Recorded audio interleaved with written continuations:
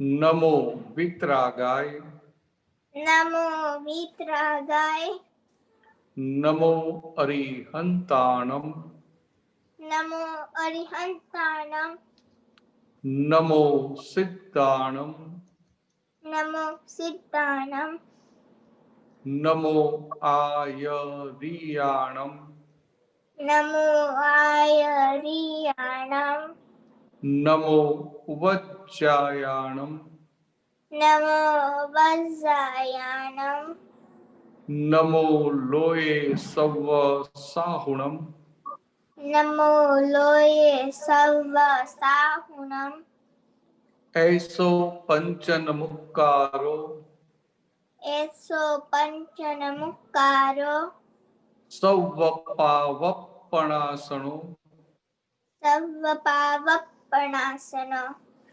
मंगलाणं च सव्वेसे मंगलानं च सर्वेसिं पद्मं हवै मंगलम् पद्मं हवै मंगलम्।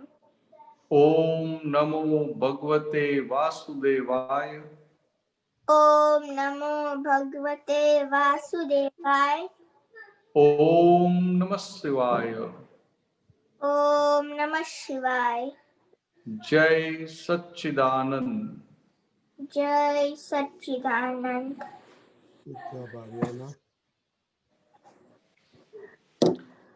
जय सच्चिदानंद। જય સચ્ચિદાનંદ ભરતાનજી, આપણે આપણે ક્વેશ્ચન લઈએ ત્યાર પહેલા આજનો પવિત્ર દિવસ છે ધનતેરસનો, તો એના વિશે થોડું કહો અને પછી આપણે ક્વેશ્ચન લઈએ. તમારો અવાજ નથી આવતો રજનીભાઈ. આવે છે હવે? હા હવે. હા, આપણે હવે તો બધા શુભ દિવસો છે. આજનો દિવસ છે ધનતેરસનો, તો એના વિશે થોડું કહો પછી આપણે ક્વેશ્ચનો લઈએ. બરાબર. આ દિવાળીના શુભ દિવસો એમાં આજનો દિવસ ધનતેરસ એટલે લૌકિકમાં ધનની પૂજા કરે, લક્ષ્મીની પૂજા કરે. તો કે લૌકિકમાં પણ જ્યારે લક્ષ્મીની પૂજા કરે ત્યારે એની ભાવના શું હોય કે મારા પ્રારબ્ધમાં જે લક્ષ્મી હોય તે મને ભેગી થાય, પણ મારી લક્ષ્મી આમ કહે કે એક પૈસો સારા રસ્તે, ધર્મના રસ્તે અને હું મોક્ષ માર્ગે આગળ વધુ એમાં હેલ્પિંગ થાય એવી રીતે વપરાય, એવી લૌકિકમાં ભાવના હોય. મહાત્માઓની તો આખી વાત જ જુદી છે. આપણને મહાત્માઓને તો મોક્ષ લક્ષ્મીની પ્રાપ્તિ થઈ. કવિએ આપણું પદમાં કહ્યું ને, મોક્ષ લક્ષ્મી લાણ રે, એટલે મોક્ષ લક્ષ્મીની લાણી થઈ. એમ તો કે આપણને આ મોક્ષ લક્ષ્મી પ્રાપ્ત થઈ. હું શુદ્ધાત્મા છે ભાન થયું એટલે આ મોક્ષ લક્ષ્મીની પ્રાપ્તિ થઈ અને એની પૂર્ણાહુતિ તરફ આપણે જઈએ છીએ. એટલે આપણે મહાત્માને શું હોય કે જે પણ લક્ષ્મીજી મારા વ્યવસ્થિતમાં છે મને ભેગી થાય, પણ મારી બધી લક્ષ્મી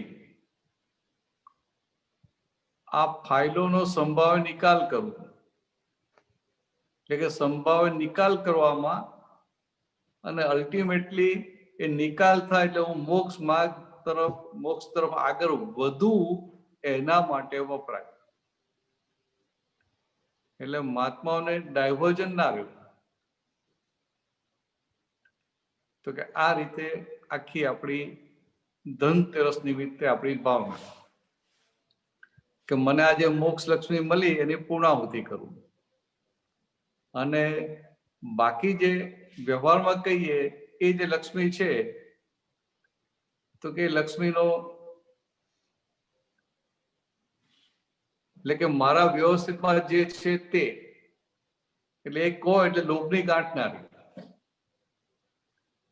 છે મને વધારે જોઈએ છે ત્યાં લોભ ઉભો થયો, પણ મારા વ્યવસ્થિતમાં જે છે તે પછી તો એ ક્યાં વપરાય? તો કે આ ફાઇલોનો સંભાવ્ય નિકાલ કરવાનો. તો કે આ નિકાલ કેમ કરવો છે? તો કે મારે મોક્ષે જવું છે માટે. એટલે જે લક્ષ્મીનો જે દુરુપયોગ થાય,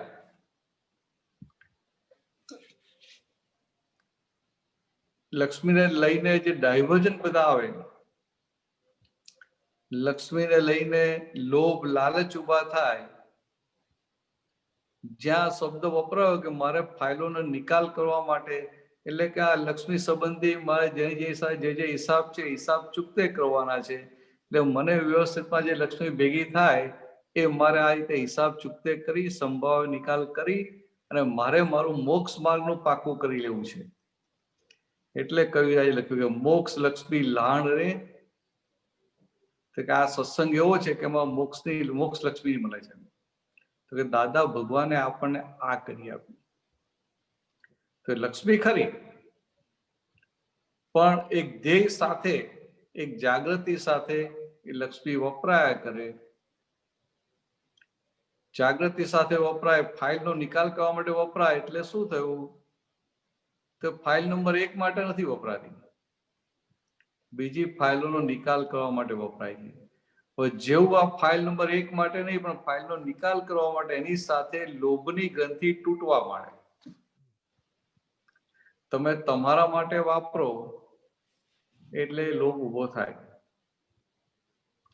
પણ જ્યારે બીજા માટે વપરાય અને એ પણ જાગૃતિ સાથે કે આ નિકાલ થાય છે, એટલે એ ભાગ આખો ઉડી જાય. તો કે આપણા માટે આવી ધનતેરસ છે દાદા ભગવાને જે બતાવી. તો કે આ મોક્ષ લક્ષ્મી મળી અને પેલી લક્ષ્મી તો કેવી રીતે વપરાય કે લોભ તો ઉભો થાય નહીં, તો નિકાલ થયા કરે અને એટલા મોક્ષની નજીક જઈએ. ચાલો બીજા પ્રશ્નો લઈએ. એટલે તમે કહ્યું મોક્ષ લક્ષ્મી, એટલે તો આપણે જ્ઞાન જ ને, જ્ઞાનની વાત કરો છો. જ્ઞાન એ જ આપણી લક્ષ્મી. હા, એટલે કવિરાજે દાદાની જે જ્ઞાન વાણી નું જે શ્રવણ કર્યું ને, તો કે આ મોક્ષ લક્ષ્મી લહાણ રે. મોક્ષ લક્ષ્મી સતવાણી વ્યાખ્યાનમાં એવું કંઈક છે. એટલે કે આ દાદા શું કરે છે? તો મોક્ષ લક્ષ્મી લહાણ કરે છે. એટલે બીજે સતવાણી નીકળ્યા કરે છે. એટલે કે આ જ્ઞાનની જે વાણી નીકળ્યા કરે છે, તો કે મારા માટે શું છે? તો કે આ મોક્ષની લક્ષ્મી છે. એટલે આપણને આજે હું શુદ્ધાત્મા પદ પ્રાપ્ત થયું, તો કે આ ઓરિજિનલ એટલે રિયલ લક્ષ્મીની પ્રાપ્તિ થઈ, અને રિયલ લક્ષ્મીની પૂર્ણાહુતિ થાય એટલે કે આ મોક્ષની પ્રાપ્તિ. બરાબર. તો એક ક્વેશ્ચન આવેલો છે આપણે નીનાબેન નો, આપણે ક્વેશ્ચન લઈએ. મહાત્મા પ્લીઝ, આજે તો બહુ સરસ દિવસ છે, ક્વેશ્ચનો કરજો. નીનાબેન. जय सच्चिदानंद, व्रतानंद जी जय सच्चिदानंद। हाँ नीनाबेन जय सच्चिदानंद। ये प्रश्न पूछना है कि हम मन से और वचन से चोरी कैसे कैसे करते हैं? ओहो,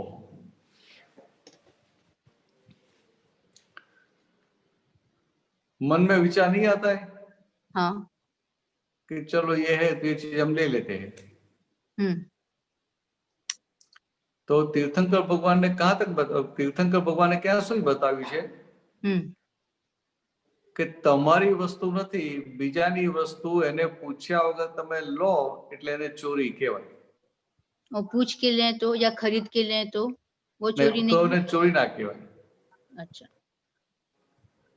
પણ તમારી વસ્તુ નથી અને તમે એના માલિકને પૂછ્યા વગર લઈ લીધી એટલે એ ચોરી કહેવાય.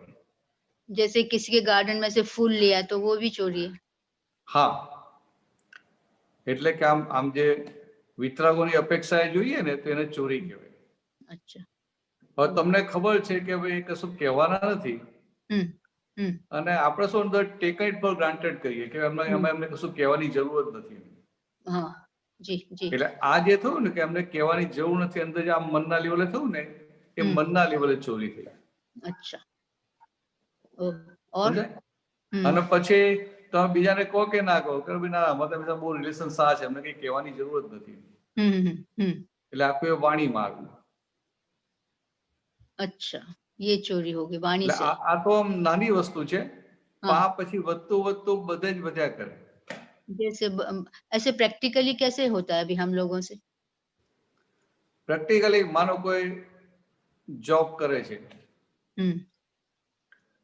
તો જોબમાં પેલી મોટી મોટી ચોરી હોય, એટલે દાખલો આપવા ઇન્ડિયાની કન્ડિશન પ્રમાણે એ જોબ કરતો હોય તો એને પછી એ પોતાના જોબના લગતા કામ માટે બહાર જવાનું થાય, તો એને જે ખર્ચા મૂકવાના હોય તો એને ખબર છે કે મને રાઈટ છે કે મારે આ ટેક્સીનો કે આ રિક્ષાનો કે આ ખર્ચો અંદર નખાય એવો છે, તો એ ટેક્સી કે ગયો ના હોય તો ટેક્સીનો જે ખર્ચો હોય જે થતો એમાઉન્ટ લખીને મૂકી દે. पर ये तो ग्रॉस ही है ना, ये तो दिख ही रहा है. એટલે આવી રીતે એક ચોરીની શરૂઆત થાય. એટલે એને શું થાય કે આમાં આ તો મારા હકનું જ છે ને, સમજાય? હવે તમને એલાઉન્સ મળતું હોય આખા દિવસનું, એ તમે લો છો, એ તમારું હકનું કહેવાય કે એટલું જ રહેવાનું છે. પણ બીજું એઝ પર એકચ્યુઅલ હોય તો એ તમે જે ખરેખર ખર્ચો કર્યો છે એ લેવાનું હોય. પણ ત્યાં પણ આપણે શું થાય કે બધા જ આવું કરે છે માટે મારાથી આવું કરાય. એટલે એમ કરતા કરતા એ ચોરીનું એને મજબૂત થતું જાય. અને પછી એની સાથે લોભ ઇન્વોલ્વ થાય છે. પછી એની સાથે લોભ ઇન્વોલ્વ થાય છે. એ લોભ ઇન્વોલ્વ થાય એટલે પછી પેલું જ્યાં ઘૂંટાય, ગાઢ થતું જાય ચોરી વાળો ભાગ. એટલે આવી રીતે આખું વધતું જાય. એટલે મનના લેવલે તો બહુ બધી ચોરી હોય. અચ્છા, ઓર કેસે? એટલે નાની નાની વસ્તુમાં થઈ જાય.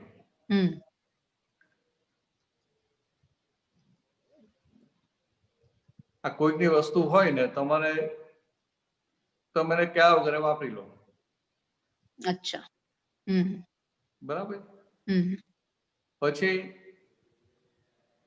વાપરીને પછી એવી રીતે મૂકી દો કે એને ખબર ના પડે. अच्छा, हाँ. और कह दिया उसको कि हमने यूज किया था आपकी वस्तु. હા, તો ચોરી નહીં. બસ સમજાય છે? એટલે આ જે વૃત્તિ અંદર જે વૃત્તિ કામ કરે છે ને, તમે વાપર્યું ના વાપર્યું એ આખી વસ્તુ જુદી છે, પણ અંદર મનની વૃત્તિ કેવી છે કે આમાં કશો વાંધો નહીં, આમાં શું છે કે આપણે વાપર્યું ક્યાં છે, આપણે તો યુઝ કરીને મૂકી દીધું ને. અચ્છા. એટલે એ મનોવૃત્તિ જે આખી ત્યાં જે છે ને લીકેજ વાળો ભાગ, એ ભાગ આખો પછી એ ધીરે ધીરે વધતું જાય. અચ્છા. એટલે આમ જેમ જેમ મોક્ષ માર્ગમાં આગળ વધે ને પછી એને શું થાય કે એ મન વચન કાયાના માલિક તો ના રહે, એ તો આખી જ્ઞાન દશા થઈ. પણ એ પહેલા પણ આ મન વચન કાયા થકી એને કોઈનું કશું લેવું છે કે આ જોઈએ છે ભાગ ઉડતો જાય. એટલે આખું અચૌર્ય આખું ઉભું થતું જાય. અચ્છા. કારણ કે એને ડિમાન્ડ જ અંદર ઉભી ના થાય. એની વૃત્તિઓ જ એવી થઈ ગઈ હોય, મનોવૃત્તિ કે અંદર ડિમાન્ડ જ ઉભી ના થાય કે આ મારે જોઈએ છે. એટલે એને કંઈક જોઈતું હોય ને ના મળે પછી એ પેલો ચોરી વાળો ભાગ આખો ફૂટે. અને કેવું હોય છે કે ગરીબ માણસો ચોરી કરે છે એવું કશું નથી, એવો નિયમ નથી.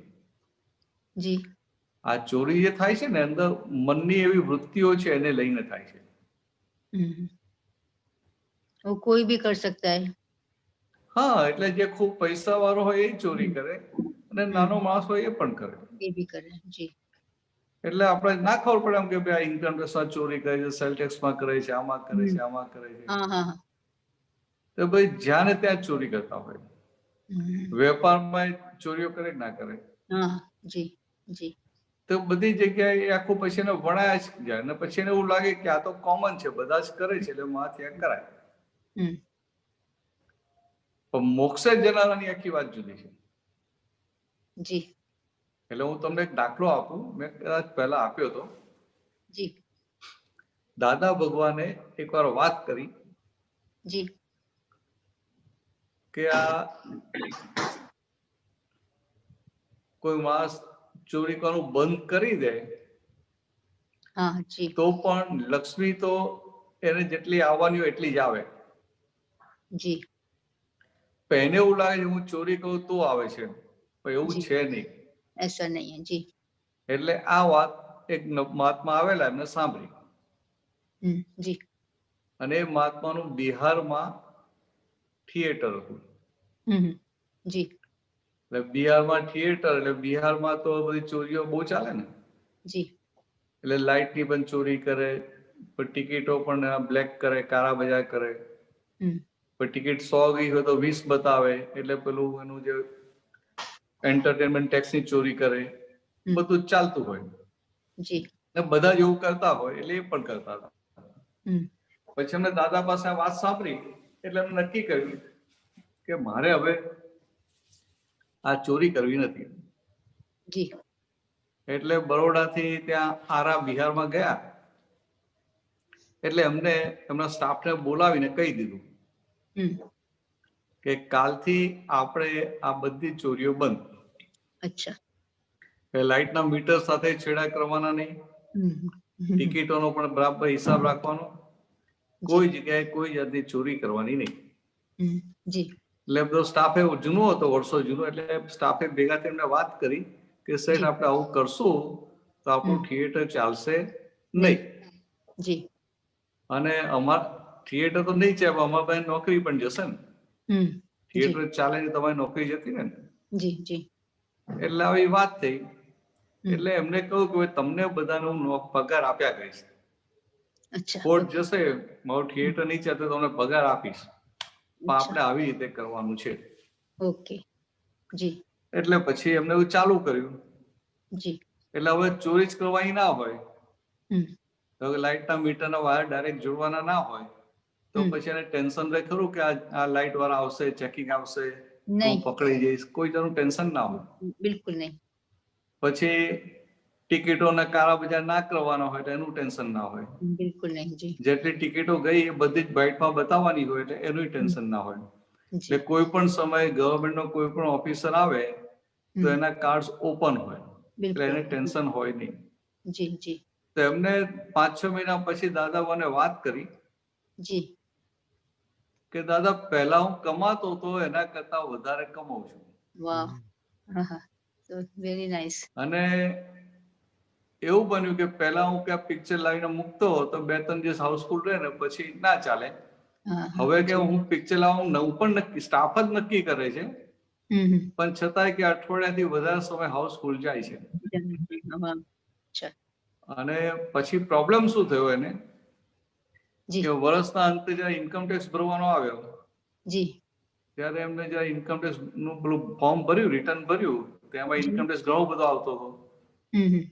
એટલે પેલા ઇન્કમ ટેક્સ કમિશનર એમને બોલાયા અને કહ્યું કે સાહેબ તમે જુઓ તમારું કઈક રિટર્ન ભરવામાં કઈક ભૂલ થઈ લાગે છે. ગલતી હુઈ. એટલે પેલા ભાઈએ કીધું કે મહાત્માએ કીધું ના મારી કઈ ભૂલ થઈ નથી, આ મારો રેકોર્ડ છે, તમે આવીને ચેક કરી લો, પરફેક્ટ છે. જી એક ઓછું નથી, 1 રૂપિયો ઓછો નથી, આમાં 1 રૂપિયો વધારે નથી.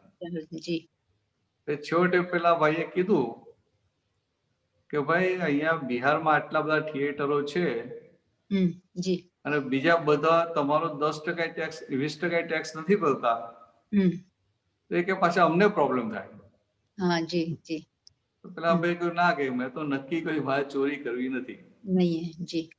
તો પછી દાદાને પોતાનો અનુભવ કહેતા હતા જી કે પહેલા હું જયારે ચોરીઓ કરતો હતો જી ત્યારે ત્યાં આરાથી બરોડા સત્સંગમાં આવ્યો હોઉં અને 4-5 દિવસ રહું ને મને અંદર ટેન્શન ઉભું થઈ જાય કે ત્યાં કઈક આ લોકો ગોટાળો તો નહીં કર્યા હોય, કે રેડ તો નહીં પડી હોય, આમ તો નહીં થયું હોય.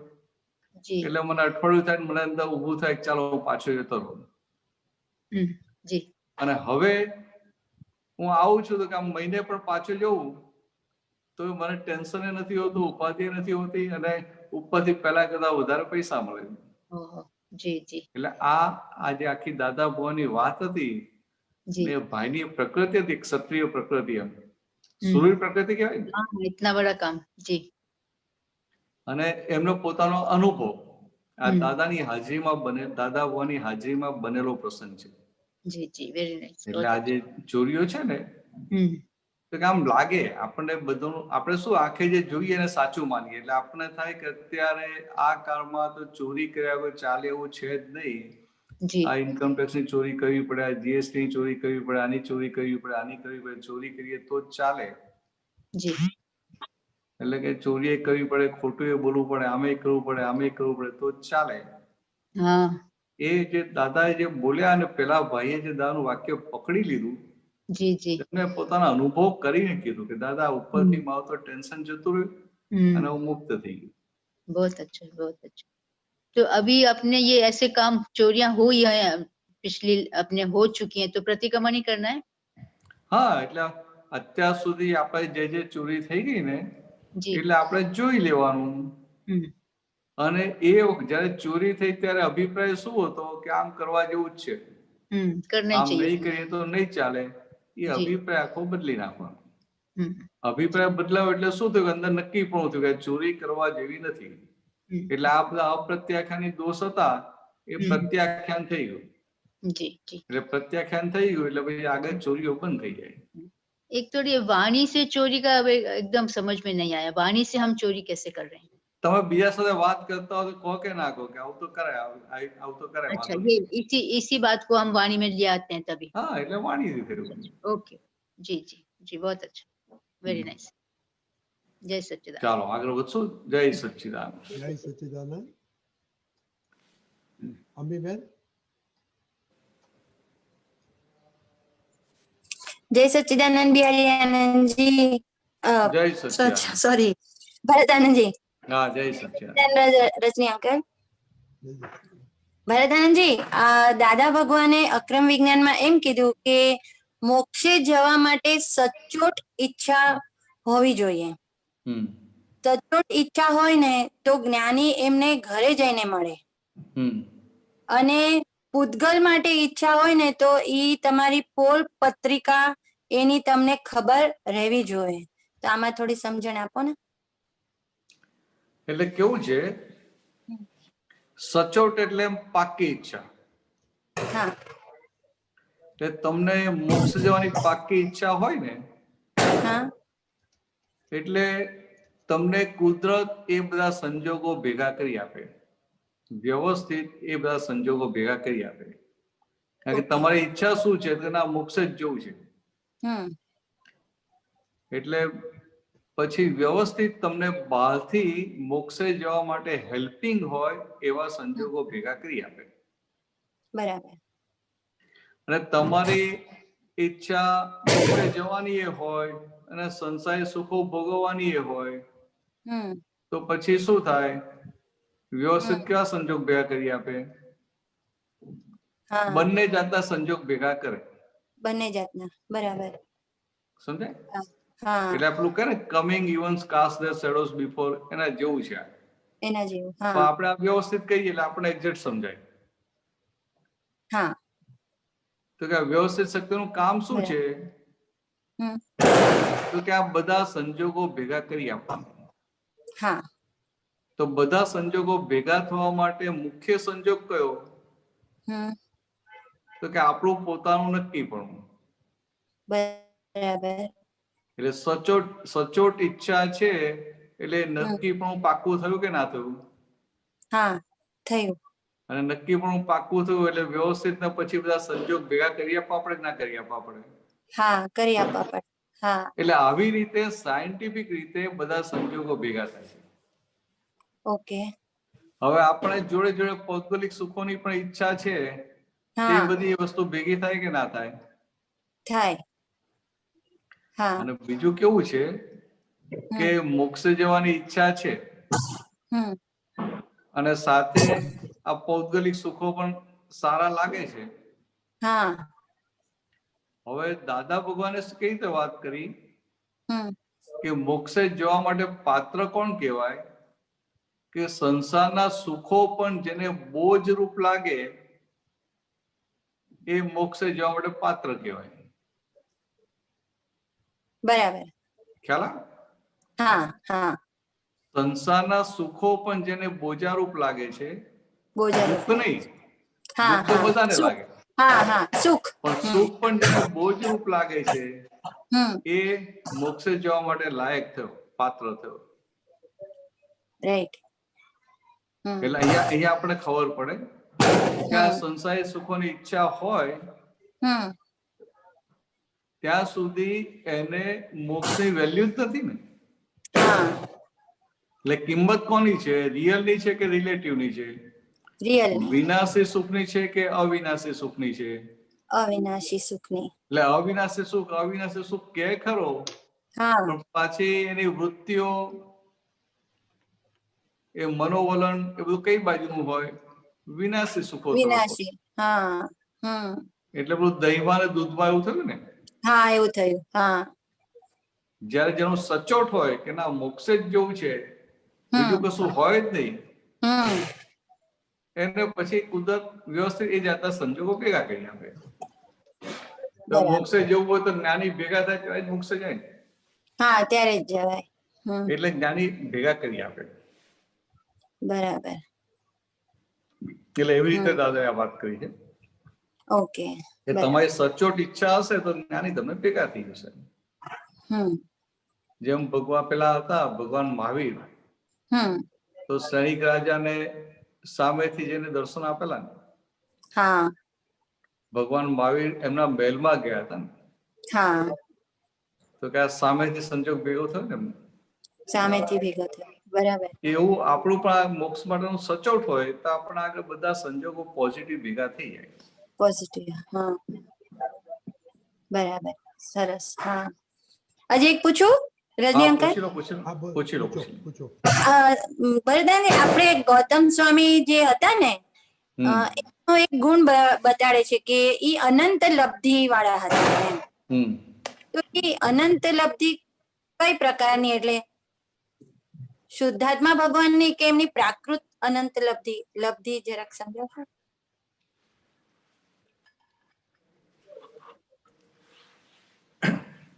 લબ્ધિ એટલે કેવી રીતે કે છે કે આ ભગવાનની બધી વાતો હોય ને. હા.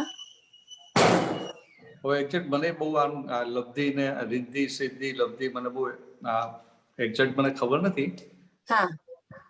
જસ્ટ તમને વાત કરું કે ગૌતમ સ્વામીનું કેટલું હતું કે એમનું ડેવલપમેન્ટ એક લઈને આવેલા. હા. સરળતા જબરજસ્ત હતી. બરાબર. એટલે કેટલી બધી સરળતા હતી કે એમને તો ભગવાનની પરીક્ષા કરવા આવેલા.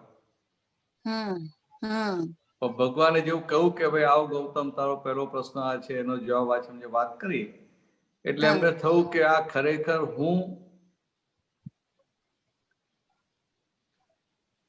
હું સર્વજ્ઞ નથી, પણ મહાવીર સર્વજ્ઞ છે. અને જેવું એમને સમજાયું કે તરત ભગવાન મહાવીરને સમર્પિત થયા કે ના થયા? થઈ ગયા. એટલે આ એમની એક સરળતા હતી કે આખું જગત એક જગતના લોકો એટલે કે એમને જે માનનારા બધા એમને સર્વજ્ઞ માનતા હતા. જેને લોકો જેને સર્વજ્ઞ માનતા હોય ને અહંકારનો કેપ કેવો ચડેલો હોય, એ ભાગ હતો નહીં.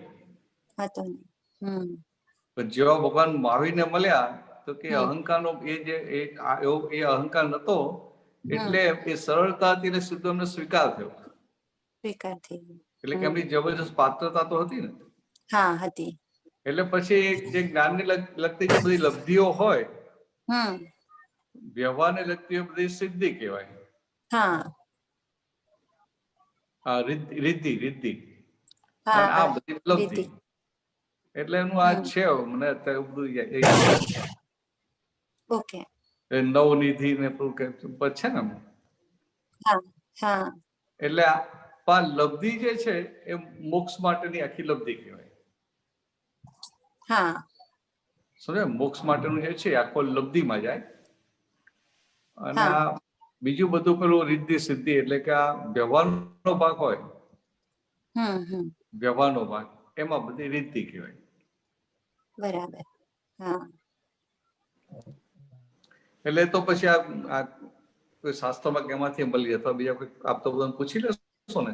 હા હા વાંધો નહીં. હા સરસ. હા જય સચ્ચિદાનંદ. જય સચ્ચિદાનંદ. જય જય સચ્ચિદાનંદ. સચ્ચિદાનંદ. દિલીપભાઈ.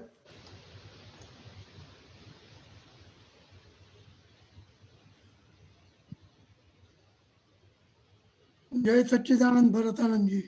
જય સચ્ચિદાનંદ. જય સચ્ચિદાનંદ. બોલો બોલો. આજે ધનતેરસ છે. હા. ધનતેરસમાં આપણે જે લક્ષ્મીની પૂજા કરવામાં આવે છે અને લક્ષ્મીની અંદર આપણે ધન અને મેટલની પૂજા કરીએ છીએ.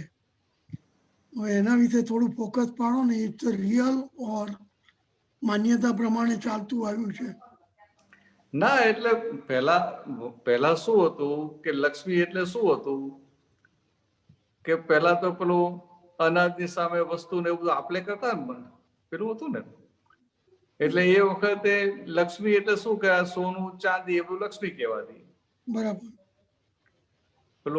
પેલું સામ સામે મ્યુચ્યુઅલ હતું ને કે તમે આ વસ્તુ આપીને એના બદલામાં આ વસ્તુ લીધી. પેલા પૈસાનું ચલણ હતું નહીં કે રૂપિયા પેલા હતા નહીં. એટલે એ આખી બાર્ગેનિંગ સિસ્ટમ હતી ને. બાર્ગેન એટલે સામ સામે આપવાનું લેવાનું. એટલે એ વખતે આ ધાતુ એટલે આ સોનું ચાંદી એ વેલ્યુ કહેવાય. એટલે એની પૂજા કરતા હતા. પૂજા કરે એટલે પછી એને દૂધે ધોતા હતા. એટલે આ જે હોય એમ તો કે આ ભગવાનની મૂર્તિ હોય તો એને દૂધથી પાણીથી નવડાવે. એટલે પવિત્રતાનો ભાગ. તો કે આ લક્ષ્મી પણ મને જે ભેગી થાય તો કે આ ખોટી દાનતની લક્ષ્મી ભેગી ના થાય. સાચી દાનતથી એટલે કે પવિત્ર લક્ષ્મી ભેગી થાય. અને એ સાચી લક્ષ્મી આવી હોય અને સાચે રસ્તે વપરાય એ ઉદ્ધવગામી થાય. અને લક્ષ્મી ઊંધે રસ્તે વપરાય તો પોતે અધોગામી થાય. એટલે આ ઉદ્ધવગામી થવા માટે શું કહે છે કે આ લક્ષ્મીની પૂજન કરજો. તમે કઈ વસ્તુનું પૂજન કરો જે પવિત્ર હોય. એટલે પછી આપણે લક્ષ્મી રહે ને કે આ તો પવિત્ર હોવી જોઈએ. કેવી રીતે આવી છે લક્ષ્મી?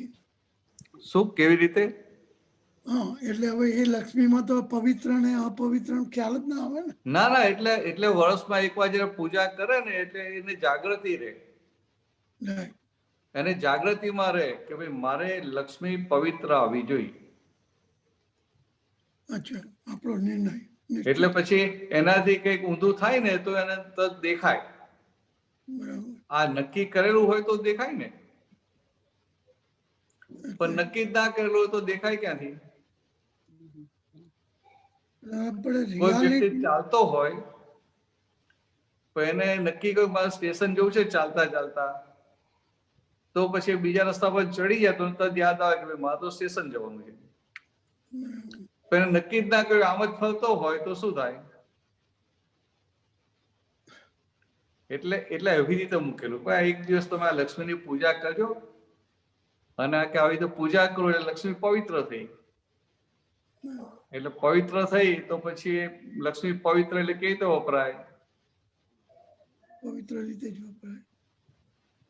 એટલે ડાયવર્જન ના આવે. એટલે કે શું છે પોતાના મોસોકમાં ને એમાં જે વપરાય, પોતાને સ્લીપ કરે એવી રીતે વપરાય, બીજાને દુઃખ આપે એવી રીતે વપરાય, એ બધો ભાગ ના હોય. કારણ કે આમ પાછો લક્ષ્મીના 11મો પ્રાણ કયો છે. એટલે કે દરેક વ્યક્તિને લક્ષ્મી વાલી તો હોય ને. સમજે? એટલે એની પાસેથી કોઈ લક્ષ્મી જૂટવી લે તો એને દુઃખ થાય. અને કોઈ પણ જીવને દુઃખ થાય તો મોક્ષે જવાય ખરું? ના જવાય. એટલે આ કેવું સાદી સદી આવું મૂકી અને આખું છેક સુધીનું ગૂંથી લીધેલું હોય કે આપણું શાસ્ત્રમાં કે ભાઈ આ પૂજા કરજો, લક્ષ્મીનું પૂજન કરજો. એટલે એને અંદર લક્ષ્મણ કે લક્ષ્મીજી પવિત્ર છે. બરાબર.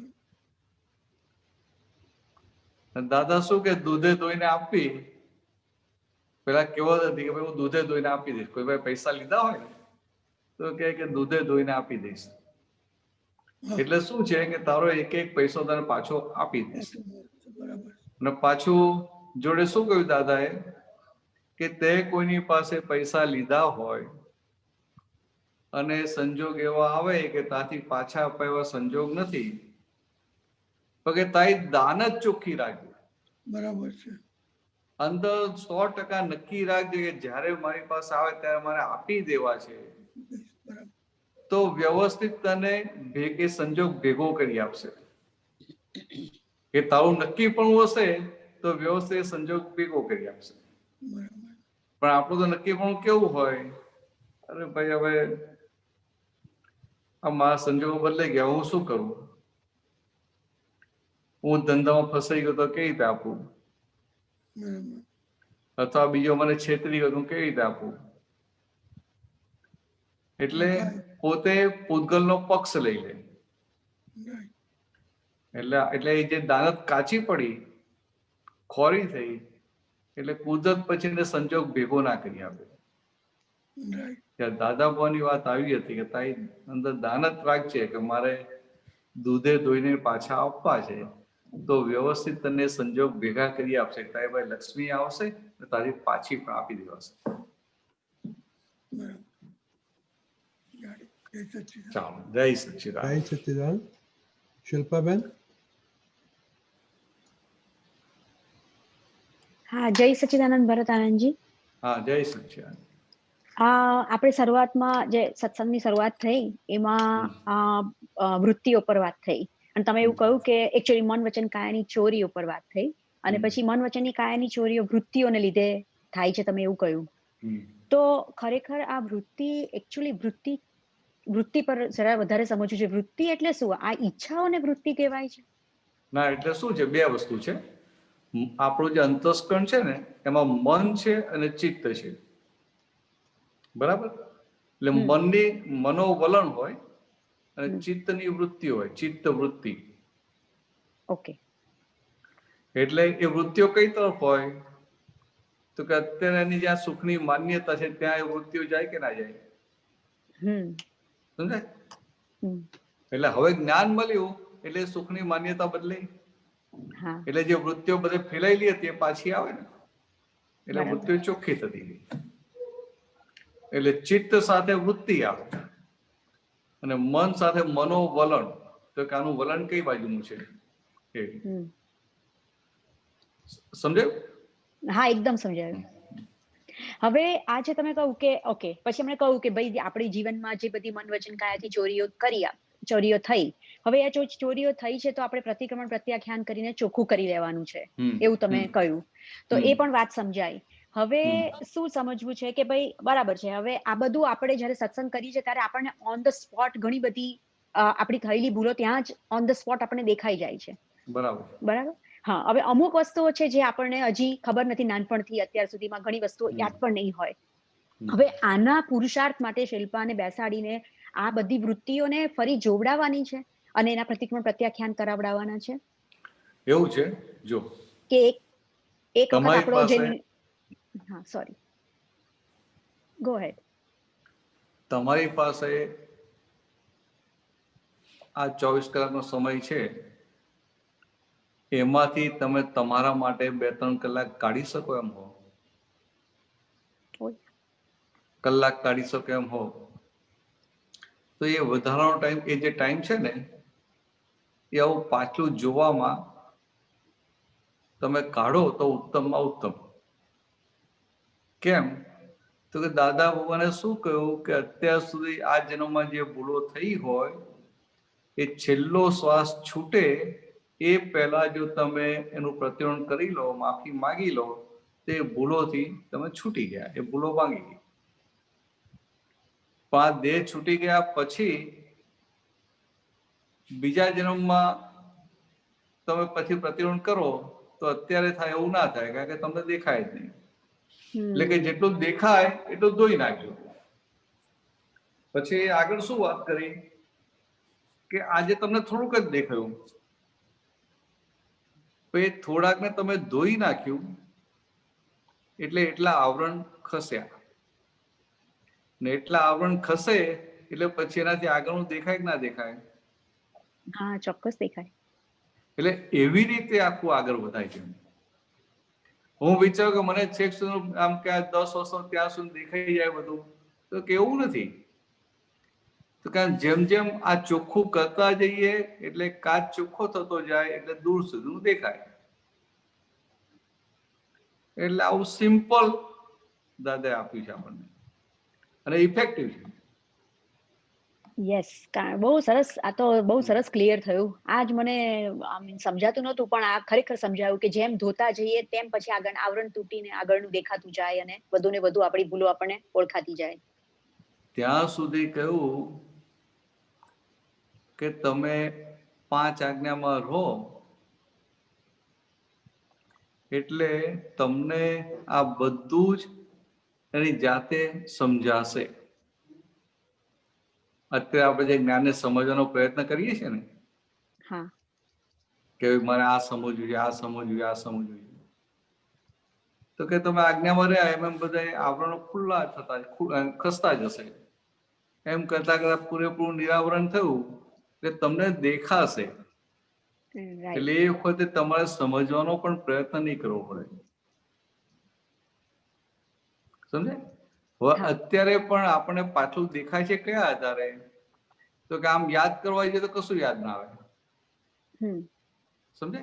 પણ જયારે આપણે સામાયિક પ્રતિક્રમણ બેઠા હોઈએ અને અંદર જે આપણે દાદા શક્તિ માગી હોય કે દાદા મારે આ જાતની ભૂલો જોવી છે, એના પ્રતિક્રમણ કરવા છે, એનું સામાયિક કરવું છે, એટલે તમે એક જગ્યાએ ઉપયોગને ગોઠવ્યો એટલે એ બાજુનું તમને દેખાવાનું શરૂ થાય. એટલે તમને જેટલું જેટલું દેખાય ને તમે પ્રતિક્રમણ કરીને ધોઈને ચોખ્ખું કરતા જાઓ એટલે પછી આગળનું દેખાય. એટલે આ કેવી વસ્તુ છે, તમે જોવાનો પ્રયત્ન નથી કરતા. સમજે? પ્રયત્ન નથી આ, પણ એ આવરણ ખસે છે એટલે દેખાય છે. જેવી રીતે આ ચશ્મા પહેર્યા તો ચશ્મા પહેર્યા પછી મારે ચશ્મામાંથી જોવાનો પ્રયત્ન નથી કરવો પડતો, એ દેખાયા જ કરે. એવું આ દેખાયા કરે. એટલે દાદા કે જેટલો ટાઈમ મળે ને બધો ટાઈમ આમાં કાઢજો. અત્યારે મોટા ભાગે આપણો ટાઈમ લોપડ ચોપડમાં જતો રહે છે. લોપડ ચોપડ એટલે કે જેમનું કે આઉટપુટ ના હોય એવી જગ્યાએ ટાઈમ જતો રહે પણ સામે કમાણી કશી ના થાય. એટલે એમ આમ કે ફિજુલનો ફાલતુમાં ટાઈમ આખો વપરાઈ જાય.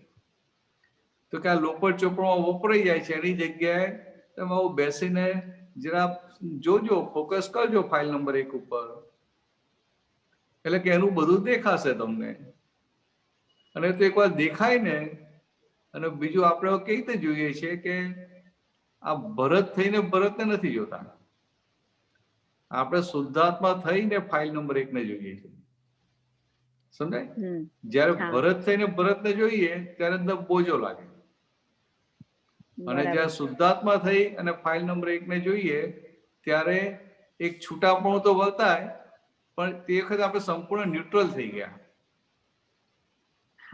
એ વખત આપણે ન્યુટ્રલ થઈ ગયા. એટલે જે ન્યુટ્રલ થયા એટલે જેમ છે તેમ દેખાય, નિષ્પક્ષપાતી થયા. એટલે નિષ્પક્ષપાતી થયા એટલે શું કહેવા માંગે છે કે તમે ફાઇલ નંબર 1 નો પછી પક્ષ નહીં લો. બરાબર. ને ફાઇલ નંબર 1 નો પક્ષ ના લીધો એટલે બધું ચોખ્ખું થતું જાય, ના થતું જાય? હા, ચોખ્ખું થતું જાય. એટલે આવી રીતે આગળ વધ્યા કરાય.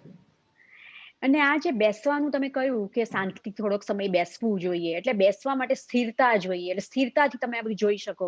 પણ ઘણીવાર એવું થતું હોય છે કે હલતા ચલતા બી આપણને આ બધી આપણી વૃત્તિઓ, ઘણા સંજોગો ભેગા થાય દિવસમાં, તો એમાં બી આપણી વૃત્તિઓ બધી પકડાયા કરે આપણને. તો હા, પણ છતાં પણ પેલું બેસવું તો વધારે જરૂરી છે જ. ના, એટલે શું છે કે તમે આવું નક્કી કરો ને કે મારો આ સમય તો ફાલતુમાં બહુ જતો રહે છે. આ ચોરીની વાત ના કરી આજે આપણે, તો આજે સંસાર માટે ચોરી કરીએ, વિનાશી માટે, એવું રિયલ માટે ટાઈમની ચોરી કરતા શીખવું પડે કે ના શીખવું પડે? બરાબર. સમજાય? એટલે કે રિયલ હા, માટે એટલે- ટાઈમની ચોરી કરતા શીખવું પડે. હા એટલે એટલે આપણો મહત્વ જોઈએ ને 24 સમજાય. કલાકમાં એટલો તો ફાલતુ ટાઈમ જતો હોય ને, હા એમાં તમે બચાવો ને 3, 4, 5 કલાક મળી જાય. હા, સમય છે, સાચી વાત છે, સાચો ઉપયોગ નથી થતો, એ અને તો સાચી કોરોનામાં તો વાત કેટલો સમય મળે છે. છે, પુષ્કળ સમય. એટલે એનો પછી આવી રીતે થોડો ઉપયોગ કરીએ ને એટલે હા. અંદર આપણો આનંદ રહે. હા. આ તમે જોવાનું ચાલુ થાય ને, એટલે જોવા જાણવાનું ચાલુ થાય એટલે એની સાથે જ અંદર આનંદ ઉભો થાય. અને આનંદ ઉભો થાય, એકવાર અંદર આનંદ ઉભો થયો એટલે પછી એ તમને ત્યાં એના માટે ટાઈમ આપવો ગમે. પછી ટાઈમ આપવો ગમે. એટલે આ હા નાના છોકરા હોય ને પછી લોલીપોપ આપી હોય આપણે લઈ લઈએ તો પાછું લઈને મોંમાં નાખે કે ના નાખે? હા હા બરાબર એવું છોડવાનું મન ના થાય. એટલે પછી બરાબર. બેસી નહીં થાય, એટલે પછી બેસી નહીં થાય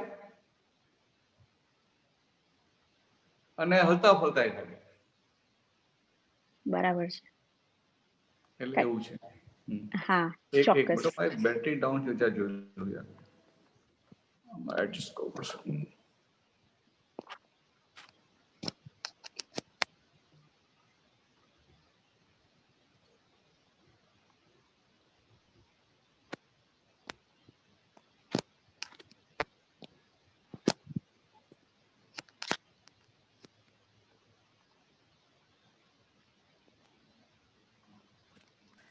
हाँ, जय सच्चिदानंद भरतानंद जी, जय सच्चिदानंद.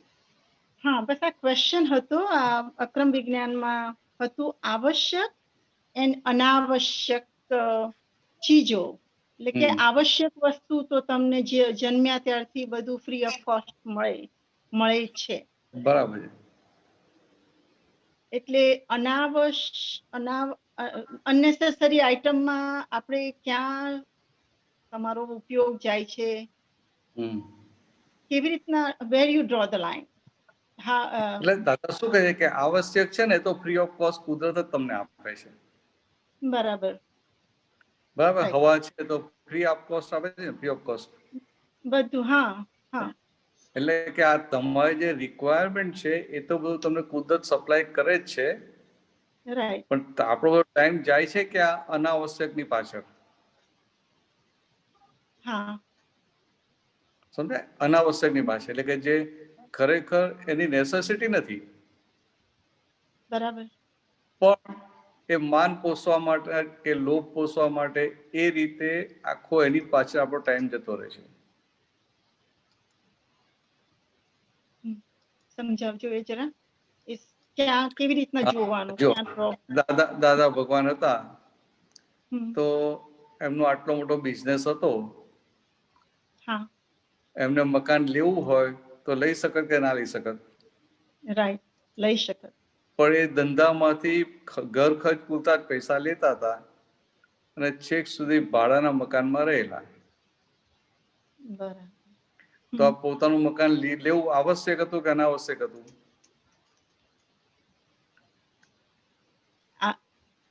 અનાવશ્યક હતું, આવશ્યક નતું. બરાબર. Right right right. સમજાય? હા. એટલે એ જે ભાડાનું જ મકાન હતું તો આખી જિંદગી ભાડાના મકાનમાં રહ્યા. બરાબર. એટલે એમને જે આવશ્યક તો કુદરત પૂરું પાડે જ, અને અનાવશ્યક ની પાછળ એમને પોતાનું આ બગાડ્યું નતું, ટાઈમ નતો બગાડ્યો કે ઉપયોગ નતો બગાડ્યો. જયારે આપણું શું હોય કે આપણે અનાવશ્યક ની પાછળ બહુ પડી ગયેલા છીએ. આપણને આપણું સ્ટેટસ જોઈએ, મકાન જોઈએ, કાર જોઈએ, પછી બધી ફેસિલિટીઝ જોઈએ. એટલે એવું ના કહેવાય કે અત્યારના ટાઈમ પ્રમાણે, એટલે તે વખતે ટાઈમ હતો જ માણસને જીવવા માટે, કે સુખ માન્યું હતું એમ, એટલે એ પ્રમાણે એને વાપર્યું કે કર્યું. પણ અત્યારનો ટાઈમ, મને એ જાણવું હતું કે એ અત્યારનું ઇન્ફ્લુઅન્સને લીધે પણ તમારું એટલે એવું લઈને આવ્યા છે એટલે એવું ટાઈમ ભેગો થયો મને. હા, બરાબર છે. એટલે આ તો શું છે કે દાદાની તો આખી વાત જ જુદી છે ને, આખી બરાબર. દાદાની આખી વાત જુદી છે, પણ આપણે આ સમજવા માટે, હા, આ નકલ કરવા માટે નથી, પણ સમજવા માટે. બરાબર બરાબર. એટલે સમજવા માટે એટલે શું કે પછી આ અનાવશ્યકમાં આપણું જતું હોય તો આપણે અંદર જાગૃતિ વધે કે આ જરૂરી નથી. બરાબર બરાબર. અને અનાવશ્યક સમજાય કેવી રીતે? કે દાખલા તરીકે આપણને પૈસાનું હોય કે ના હોય, કોઈ પૈસા કમાવા છે, પૈસા કમાવા છે, પૈસા કમાવા હોય કે ના હોય? બરાબર હોય. આમ સામાન્ય ભાવે કહું છું, સામાન્ય ભાવે. એટલે આમ વ્યક્તિગત નહીં કે સામાન્ય ભાવે, કે બધા મનુષ્યને એવું હોય કે મારે પૈસા કમાવા છે, પૈસા કમાવા છે, પૈસા કમાવા છે. બરાબર. હવે પૈસા એ આવશ્યક છે કે અનાવશ્યક છે? આવશ્યક છે જીવવા માટે. એટલે કે આપણને એવું લાગે કે જીવવા માટે આવશ્યક છે, તો વાત ચાલો વાત 100% સાચી. હવે બીજો પ્રશ્ન કરું કે તમે આખી જિંદગીમાં જે પૈસા કમાવો છો, એમાંથી તમારા માટે કેટલા ટકા વાપરો છો?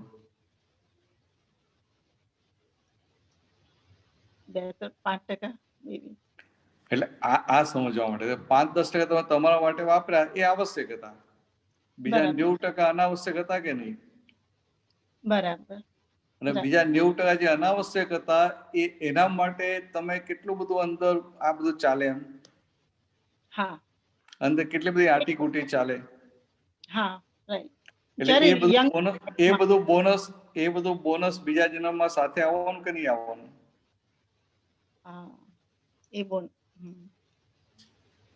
સમજાય? એટલે દાદા શું કે છે કે મનુષ્ય એવું માને કે હું જે પૈસા કમાયો,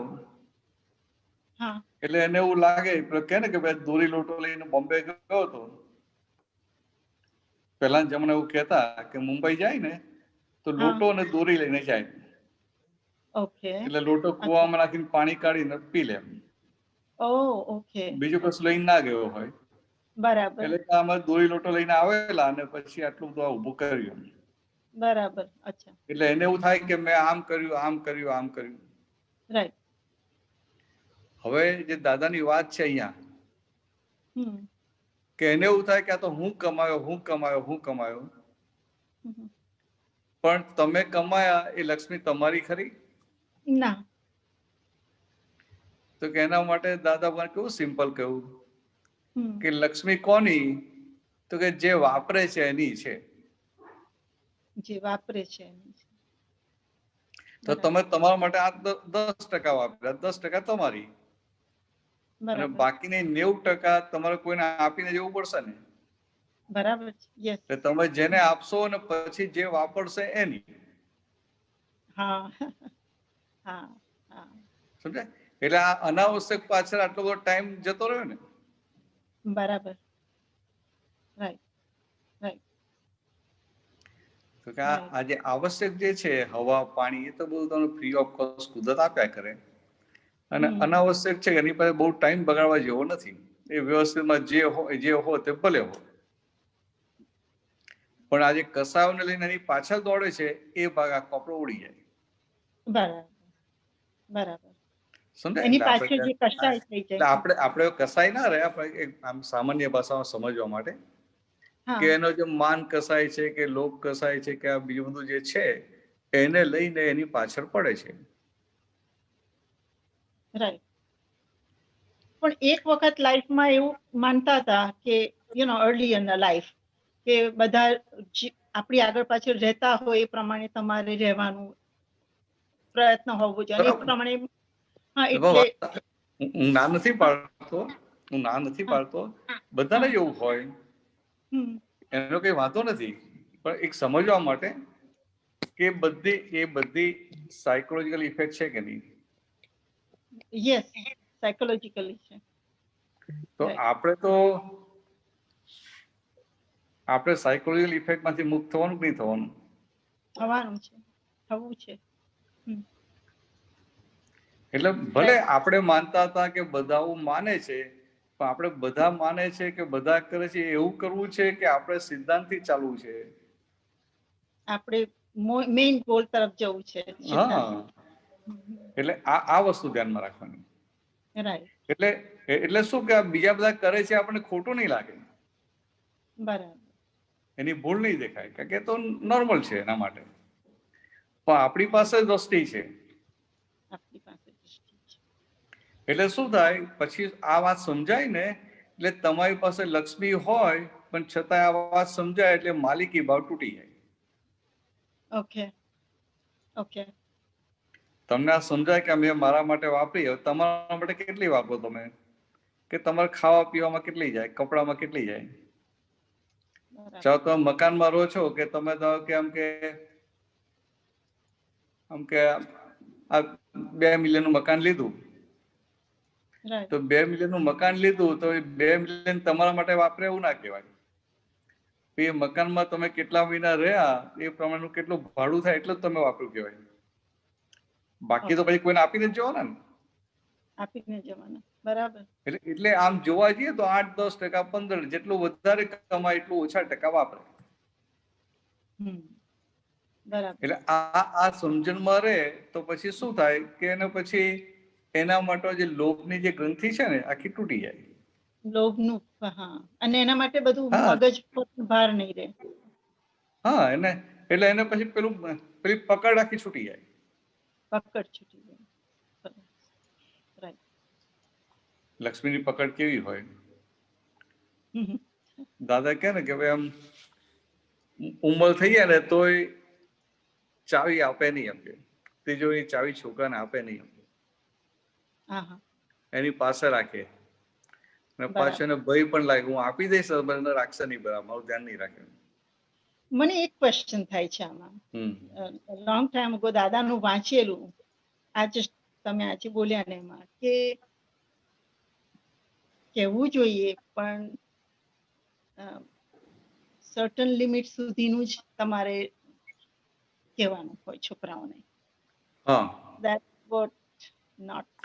હા, બરાબર છે. એટલે દાદા ભગવાનની જ વાત છે કે છોકરાઓ જયારે એ ડગલા મારતા હોય, એટલે ભણતો હોય, નવો જોબમાં એમાં લાગ્યો હોય કે ધંધામાં લાગ્યો હોય, ત્યારે તમે બધી વાત એને કરી દો તો પછી એને શું થાય કે આટલું બધું છે તો મારે મહેનત કરવાની જરૂર જ નથી. Right. Okay. From that angle. એટલે દાદાની જે વ્યવહારની સૂઝ હતી ને, શું કહેતા હતા કે છોકરો હોય ભણી રહે ને ધંધામાં લાગે અને પછી પોતાનો ધંધો કરતો પણ હોય, બરાબર, તો કે આપણે રોકડા આપવાની જરૂર નહીં, આપણે એને બેંકમાંથી લોન અપાવી, એટલે પછી લોન ભર્યા કરે, હપ્તા ભર્યા કરે. બરાબર બરાબર. પછી બધું છે તો એનું જ આમ, પણ તમે સીધું એને સીધું કહો તો એને શું થાય, એને જે કામ કરવા માટેનો જે ડ્રાઇવિંગ ફોર્સ મળે એ ના મળે. રાઈટ રાઈટ, સમજી. રાઈટ. એટલે આવી રીતે દાદાનું જે આમ ટેકલ ડીલિંગ હતું ને આખું જુદી જાતનું હતું. જુદી જાતનું. હવે એ જમાનામાં દાદા ભગવાનના જમાનામાં કેવું હતું કે છોકરાને દાદા શું કે છોકરો સ્કૂલે જવા માટે ફી માંગે, છોકરો કે આજે કોલેજની ફી ભરવાની છે, તો દાદા કે ભાઈ છોકરાને કેવું કે ભાઈ તારે ફી ભરવાની હોય તો તારે મને અઠવાડિયા પહેલા કહેવાનું, તો મારાથી વ્યવસ્થા થાય. તું એકદમ કે માગે આ પૈસા ઝાડુ કે છે તને તોડીને આપી દઉં એમ. એટલે એને પણ કે આ પૈસાની વેલ્યુ સમજાય, કિંમત સમજાય. ચાલે આ સમજ. એટલે આપણે ખાલી વાત સમજવાની છે. આમ જે દાદાએ જે કહ્યું ને એ પાછો હવે એ જમાનો જુદો હતો ને. હા, એ છે, સમજી. પણ અમુક પૈસાની તકલીફ. હવે અત્યારે આપણે શું કરીએ કે છોકરાને પૈસાની વેલ્યુ સમજાય તો કે છોકરો 16 વર્ષનો થાય ને પછી આમ કે પીઝા હટમાં ક્યાંક કામ કરવા જાય તો એને તમે જવા દો, એટલે એને ખબર પડે કે ઓહો હું 8 કલાક આટલું કામ કરું ત્યારે આટલા પૈસા હાથમાં આવે છે. એટલે એને પછી મા બાપ માટેનું રિસ્પેક્ટ વધે. બરાબર. પણ મા બાપ શું કરે, અરે ભાઈ આપણી પાસે આટલા છે ને ત્યાં જવાનું શું જરૂર છે, સમજે? આ ખાલી સમજવા માટે કહું. એટલે આ છે કુદરતી એક ને તો બીજા સંજોગ ભેગા થયા કરે. બરાબર બરાબર બરાબર, સમજી. ચાલો, જય સચ્ચિદાનંદ. બહુ સમજ પડી. પણ એટલે જરા પેલું અનાવશ્યક વસ્તુઓમાં ડ્રો લાઈન ક્યાં કરવાની, એટલે ખબર પડી કે જ્યાં તમને એવું લાગે કે ઓવર થઈ ગયું છે. આ એક્ઝામ્પલ આપ્યું દાદાનું એના ઉપરથી ડ્રો કરવાનું ખબર પડે કે લિમિટમાં રહીને તમારા હા, એટલે દાદા ભગવાને બીજી રીતે લિમિટ બતાવી કે ભાઈ આ તમારો જન્મ વખતે તમારી જે નોર્માલિટી જે હોય ને સંજોગ, એ તમારી નોર્માલિટી કહેવાય.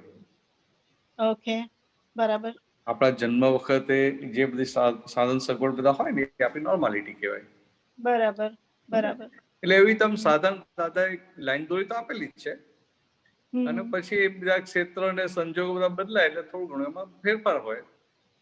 બરાબર. પણ એક આમ બાધે ભારે તો આખી લાઈન દોરી આપી દઈ ને.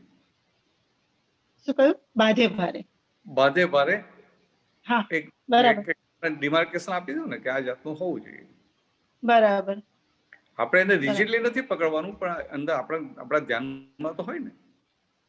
હા, બરાબર.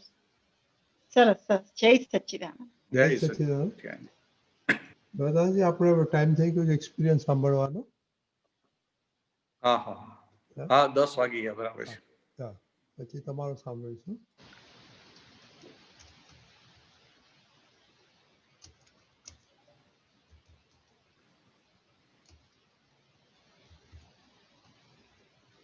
અચ્છા, હા, જય સચ્ચિદાનંદ મહાત્માઓ. આપણે ઘણા મહાત્માઓના બધા બહુ સરસ સરસ એક્સપિરિયન્સ થયા અને આપણને અહો અહો અહો થઈ જાય છે. તો આજે આપણે મનોજભાઈ ભટ્ટ વડોદરાથી આવે છે, તો એમનો એક્સપિરિયન્સ સાંભળીએ. મનોજભાઈ, હા, મહેશભાઈ, સોરી, મહેશભાઈ. જય સચ્ચિદાનંદ. હા, જય જય સચ્ચિદાનંદ. સચ્ચિદાનંદ. મહેશભાઈ ભટ્ટ. હા, દાદા ભગવાનના પરમાત્માને મારા નમસ્કાર. પરમ પૂજ્ય જ્ઞાની પુરુષ શ્રી કનુ દાદાજીને નમસ્કાર. દાદા ભગવાનના અક્રમ વિજ્ઞાનનો વારસો અને જગત કલ્યાણના પરમ નિમિત્તો એવા આપતપુત્ર, સૌ આપતપુત્રોને મારા નમસ્કાર. મોક્ષ માર્ગે જે સહાધ્યાયીઓ છે એવા સૌ મહાત્માઓને નમસ્કાર. આજે બરાબર ફસાયો છું. આ ભરતભાઈની હાજરીમાં મારે આ બોલવાનું, એટલે આ રોપાયેલા ફળ ફૂલે કહેવાનું કે મારીએ મને કેવો રોપ્યો હતો અને કેવું જતન કર્યું. આપતપુત્ર શ્રી ભરતભાઈ, મિનેશભાઈ, પ્રદીપભાઈ ને મહેશભાઈ 91-92 જ્યારે પ્રથમ વખત નાઇજીરિયા આવેલા, ત્યારે શ્રી ભરતભાઈના પરમ નિમિત્તે હું દાદા ભગવાનના સત્સંગમાં વળ્યો. આ આપતપુત્રનો ભેટો થયો તેના નિમિત્ત રૂપે થયા શ્રી રાજેન્દ્રભાઈ શાહની. એમનો અથાગ પ્રયત્ન હતો. વારંવાર ઘરે આવે ને દાદાજીના વિશે વાત કહે, હું એમને ટાળવા માટે કહું કે આવું નવું નવું આ કરો તે કરો મને પસંદ નથી, મને તો આરામથી કંઈક થતું હોય તો એવું જોઈએ છે. તો રાજેન્દ્રભાઈ કહે છે આમાં આવું જ છે. તો મહાત્મા બાપ સૌ કબૂલ કરશો કે ખરેખર દાદાની કૃપાથી આ સત્સંગમાં આવું જ છે. અનેક અનેક વાક્યો છે કે જેને ચરિતાર્થ કરતા અનેક અનુભવો છે. એક તો પહેલું તો પુણ્ય કાચી હોય તો દાદાના દર્શન ન થાય. દ્રવ્ય ક્ષેત્ર કાળ ભાવને અધીન હોય છે. 73 થી 81 સુધીમાં વડોદરા હતો. ઘરમાં શ્રીમતી ને બીજા બધા લોકોએ દાદા વિશે સાંભળ્યું હતું કે જોયા હતા, પણ મને દાદાનો દ અક્ષર પણ સાંભળવા કે મળ્યો નહીં અને કોઈ ઉજાગર થયું નહીં. આ પુણ્ય કાચી પડેલ. તે ઠેક નાઇજીરિયામાં આ આપતપુત્રો આવેલા, એમના નિમિત્તે દાદાજીના સત્સંગ મને લાવવો મળ્યો. હવે એક વાક્ય છે દાદાજીનું અભય વચન કે મહાત્માઓને ઉપસર્ગ આવે ત્યાં દાદાજી એમની કૃપાથી એમના ચારે હાથ એમના ઉપર રાખે છે. આ જે પ્રસંગ હું વર્ણન કરવા જઈ રહ્યો છું તે આપતપુત્ર શ્રી ભરતભાઈએ, શૈલેષાનંદજીએ બાબુ કાકાના હોલમાં મને આ પ્રસંગ વર્ણન કરવાનું કહ્યું હતું, પણ મારાથી એવું બોલાયું કે હું નહીં કહું. કમલેશ આનંદજી હોય તો હું કહું. આ સાંભળ્યું તો પણ આપતપુત્ર શ્રી શૈલેષાનંદજીના મુખ પર એક પણ લકીર ખેંચાઈ નથી અને પરમ ક્ષમતા રાખીને સત્સંગ ચાલુ રાખ્યો. તો આજે આ પ્રસંગ અહીં કહીને હું એનું પ્રાયશ્ચિત કરું છું. નાઇજીરિયામાં 98માં લાગોસથી ઓનિસ્તા જવાનું હતું. રસ્તામાં મહાત્માવર્ય શ્રી વસંતભાઈ કોઠારીનું ઘર આવે કે જ્યાં આપતપુત્રો હતા. ત્યાં શ્રી કમલેશભાઈએ કહ્યું કે જાઓ છો તો દાદાને હાજર રાખજો. નીકળ્યા રસ્તામાં 120 કિલોમીટરની સ્પીડે ગાડી જતી હતી, ત્યાં ગાડીનું પાછલું ટાયર બસ્ટ થયું અને તરત જ બીજા 2 ટાયર બસ્ટ થયા. દાદાને સહેજાસહેજ યાદ કર્યા કે યાદ આવી ગયા. તરત જ શાંતિ થઈ અને ભય વિહીન દશા વચ્ચે જોવાયું કે ગાડી રસ્તો છોડીને ઊંચા ઘાસમાં ઉબડ-ખાબડ જમીનમાં હંગોરાઈ રહી છે.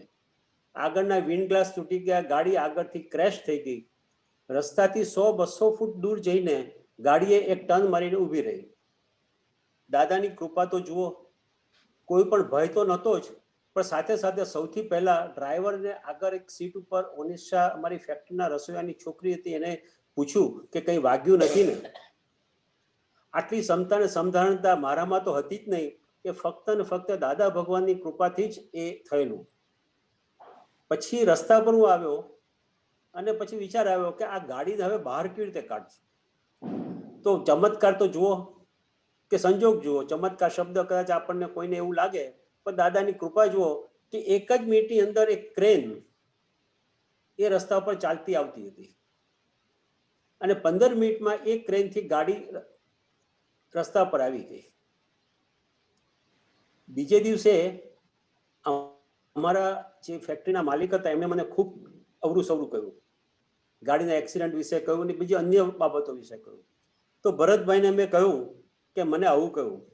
તો ભરતભાઈ કહે છે કે નહીં, આપણે ખુમારીને રોફથી રહેવાનું. એમને જઈને કહી દો કે આ તમે વધારે પીરસ્યું. તો મેં તો બીજે દિવસે જઈને કહી દીધું કે તમે આ વધારે પીરસ્યું છે, તમને હું મારી 3 મહિનાની નોટિસ પેના બંધનમાંથી મુક્ત કરું છું અને જ્યારે કહેશો ત્યારે હું જતો રહીશ. તો એમની ઉપર ખૂબ સારી અસર પડી અને મારો કોન્ટ્રાક્ટ તો પૂરો થયો જ, પણ પછી આ ખુમારી રોફ જે ચાલ્યો તે જોગાનું જોગે આ પછીની 3 મોટી નોકરીઓ છોડતી વખતે પણ આપતર પુત્રનું વચનબળ કામે લાગ્યું અને ખુમારીને રોફથી નોકરી છોડી શકેલો. બીજો એક નાનો પ્રસંગ કહું, જાગૃતિની પારાશીશી. આપણને ઘણી વખત થાય કે આ જાગૃતિની પારાશીશી શું? તો આપણે વાંચ્યું હશે કે સાંભળ્યું હશે કે તીર્થંકર ભગવાન કે જ્ઞાની પુરુષ એક સમયના ધોરણે હોય છે.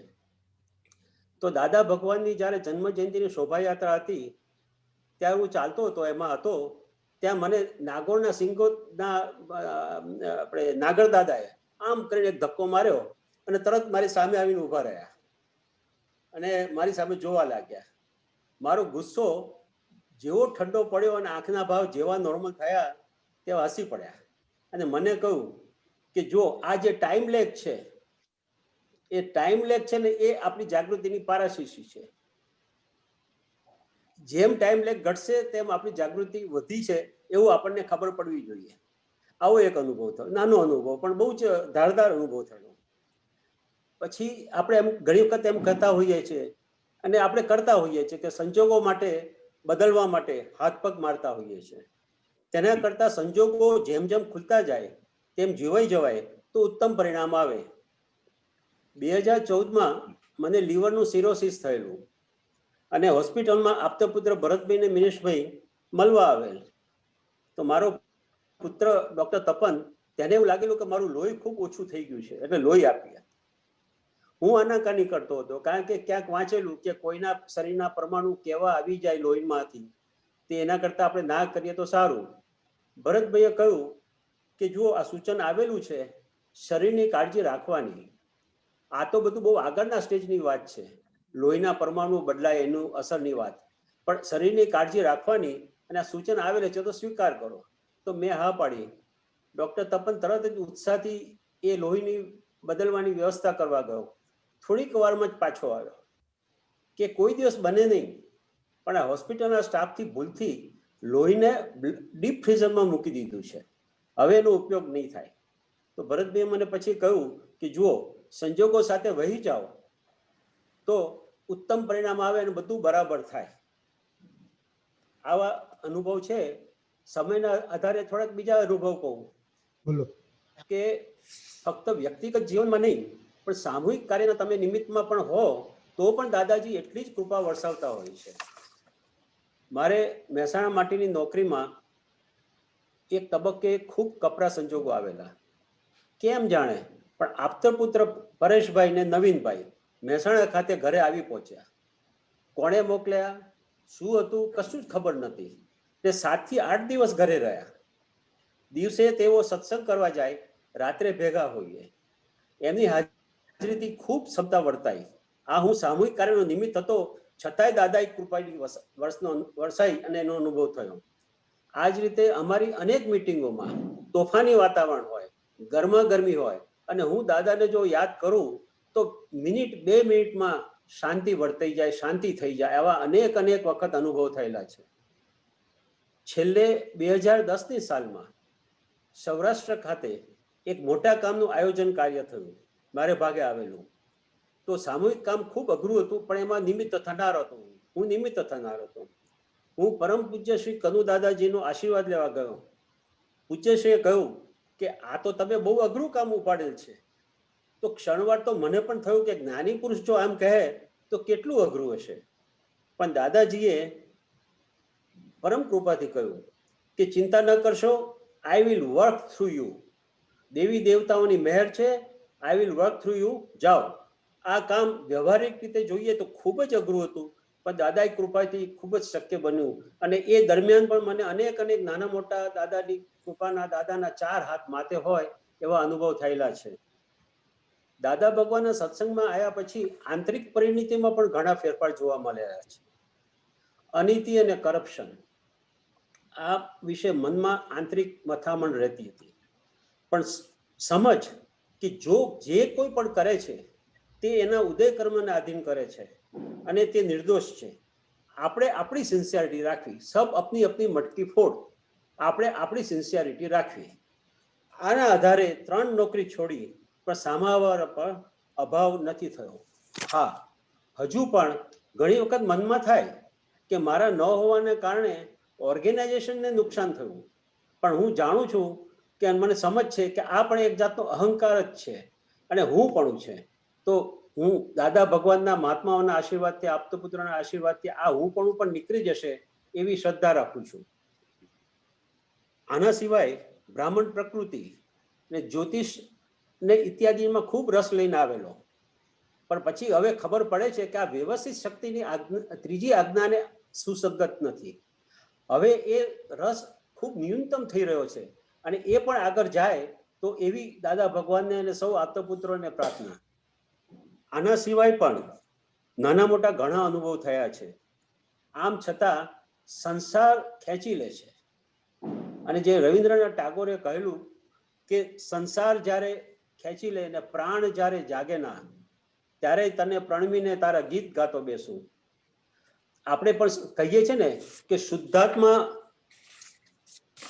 શુદ્ધાત્માથી કદી જ પણ શંકિત, વંચિત કે બાળો ન બનવું તેવી દાદા શક્તિ આપે. તો બસ સૌના આશીર્વાદની અપેક્ષા છે કે મને આ અક્રમ વિજ્ઞાનની ગાડીમાં બેસી રહેવાનું મળે અને હાથ પગ હું બહાર ન કાઢું. આપોપા વગરની વાણી તો જ્ઞાની પુરુષ વગર ક્યાંથી હોય. જો આ મારા અનુભવ વર્ણનમાં મારું આપોપાપણું અતિરિક્ત કે એક્સેસ થયું હોય તો સૌ મને ક્ષમા કરશો. જય સચ્ચિદાનંદ. જય સચ્ચિદાનંદ. મહેશભાઈ, બહુ સરસ એક્સપિરિયન્સ તમારો. જ્યાં જુઓ ત્યાં દાદા દાદા દાદા. Very good. ભરતાનજી, એમના થોડું સમરી કરો એમના એક્સપિરિયન્સ ઉપર, પછી તમારો એક્સપિરિયન્સ સાંભળીએ. મહેશભાઈ ભટ્ટ આમ મારા ગામના ડાકોરના, અને એમના વાઈફ મારી સ્ટેટ શેરીમાં મારાથી 300 બીજું ત્રીજું મકાન હતું એમનું. અને હું કોલેજના છેલ્લા વર્ષમાં હતો ત્યારે એમને ફર્સ્ટ ટાઈમ મળ્યો હતો. હવે એક પેપર ફોડી નાખવું જરા, બેનાબેન જોડે છે જ એટલે વાંધો નથી. ત્યારે લેગોસમાં 92માં ભેગા થયા. એટલે અમે, હું ને મીને સાંજી બંને આપતો પુત્રો થયા. એટલે ડાકોરમાં અમારા ગામમાં તો પેલું એ થઈ ગયેલું કે ભાઈ આ 2 જણ સાધુ થઈ ગયા.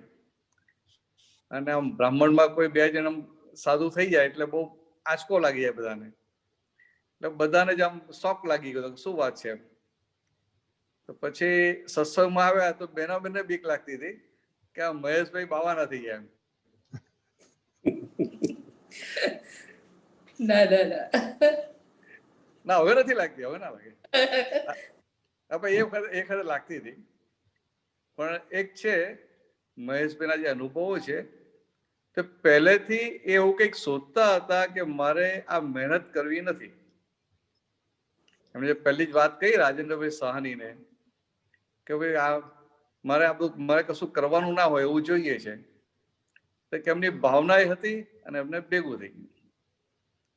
બીજું, એમને દાદા ભગવાન ઉપર એક અનન્ય શ્રદ્ધા ઊભી થઈ ગઈ. પરિચયમાં આપતો પરિચયમાં ખૂબ આવ્યા, બધા જ આપતો પરિચયમાં ખૂબ આવ્યા, અને એના પરિણામ સ્વરૂપે એમને દાદા ભગવાન ઉપર એક અનન્ય શ્રદ્ધા ઊભી થઈ ગઈ.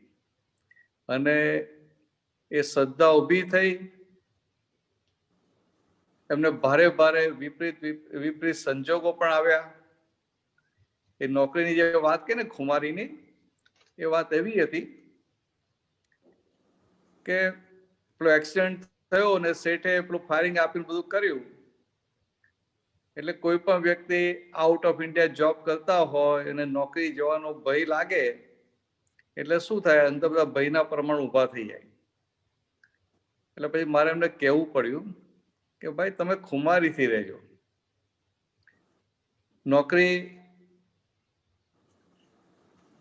રહે કે ના રહે વ્યવસ્થિત બાતો છે નહીં ને, પણ અંદર આપણે આમ ઢીલા પડી જઈએ કે આપણે તો પાણીમાં બેસી એવું ના હોય. આપણે ખુમારીથી રહેવાનું કે આપણે હવે શુદ્ધાત્મા થયા, દાદા ભગવાન જેવા શુદ્ધાત્મા થયા.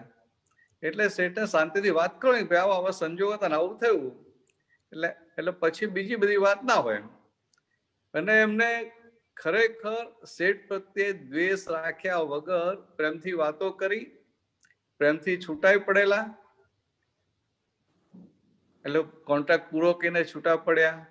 અને એમને એક જગ્યાએ એમના કુદરતી સંજોગ જ એવા હતા કે 3-4 જગ્યાએ જોબમાં આમ બેનાબેન કે ક્યાંય ટકે નહીં. આમ 2-3 વર્ષ થાય એટલે જગ્યા બદલવી પડે, 2-3 વર્ષ થાય જગ્યા નોકરી બદલે એમ.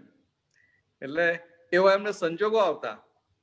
પણ છતાંય આ દાદા ભગવાનનું જ્ઞાન, એ દાદા ભગવાનની એમને જે અનન્ય ભક્તિ ઊભી થઈ, તો કે એને આધારે ગમે તેવા સંજોગમાં એમને નોકરી બદલવી પડી, પણ ક્યાંય એમને કોઈના માટે અંદર દ્વેષ કે અભાવ એ ભાગ ઉભો થયેલો નહીં. એટલે એ પોતે ખૂબ મુક્ત રહેલા. અને ઘણી જગ્યાએ તમને પાછાથી સામેથી પાછા પણ બોલાવેલા કે ભાઈ તમે પાછા આવો, અને પાછા બોલાવે પાછું મોટું ઇન્ક્રીમેન્ટ આપીને પાછા બોલાવેલા.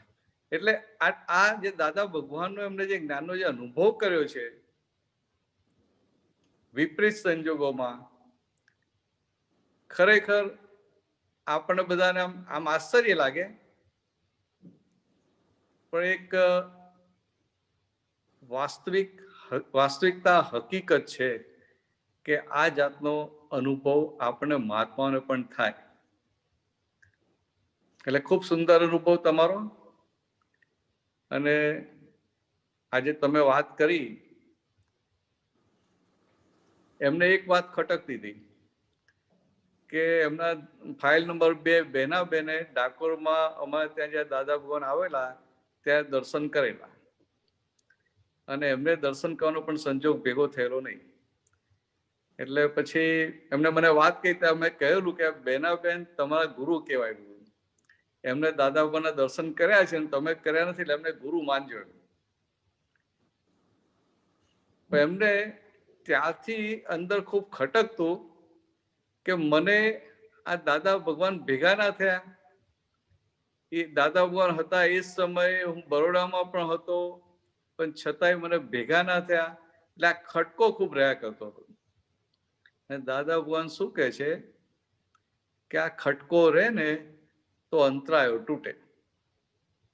તો કે આ વસ્તુ એમને અંદર જબરજસ્ત ખટકો રહ્યા કરે, અને એમાંથી પછી એમને આ અનન્ય ભક્તિ આખી ઊભી થઈ ગઈ.